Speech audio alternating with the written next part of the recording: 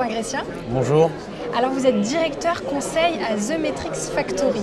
Tout à fait. Alors dites-nous, qu'est-ce que cette agence The Metrics Factory? Qu'est-ce que ça veut dire? Bien sûr. The Metrics Factory, c'est une agence conseil, donc de consultants qui existe maintenant depuis 7 ans et qui va accompagner des annonceurs, plutôt grands comptes, dans leur problématique de mesure et d'optimisation de l'engagement digital.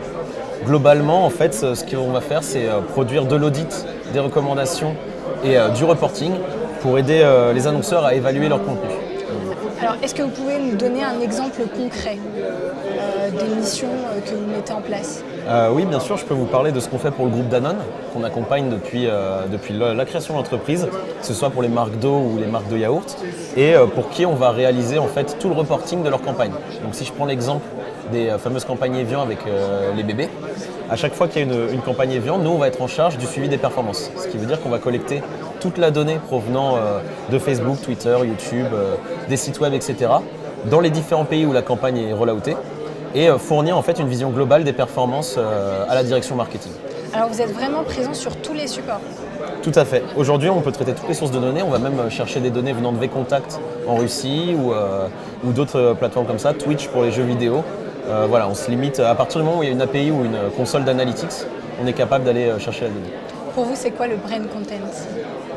Le brand content, nous, comme on le voit, c'est ce qui nous intéresse particulièrement, c'est plutôt à quel point les marques sont obligées de produire du contenu, toujours en volume de plus en plus important, sous la pression des GAFA, donc sous la pression des Facebook, des YouTube, des Instagram ou des Twitter, qui vont en fait nécessiter davantage de contenu venant des marques pour alimenter leur présence.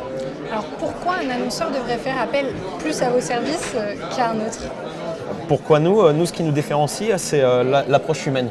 C'est-à-dire qu'on a misé depuis le début sur l'intelligence humaine et sur la formation de nos consultants davantage que sur la technologie. Donc on n'a pas de solution technique, on n'a pas d'outils, on n'a pas d'équipe technique chez nous. Ce qu'on vend, c'est du jour homme de consultants. Par contre, on va s'appuyer sur des méthodologies qu'on a développées, du traitement statistique qui nous est propre, pour fournir le meilleur des technos actuels, reconnaissance visuelle, text mining, toutes ces choses qui sont sur le marché, pour les amener aux annonceurs et surtout pour les aider à transformer la data en action. Alors depuis un an, vous travaillez sur un projet, je crois? Oui, tout à fait. Depuis un an, on travaille sur la méthodologie Content Assessment qu'on va présenter ici à l'occasion du salon.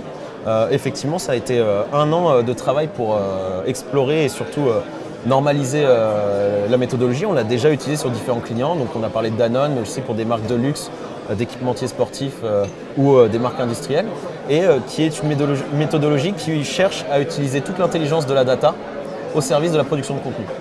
Donc, alors vous allez animer un atelier. Alors de quoi vous allez parler?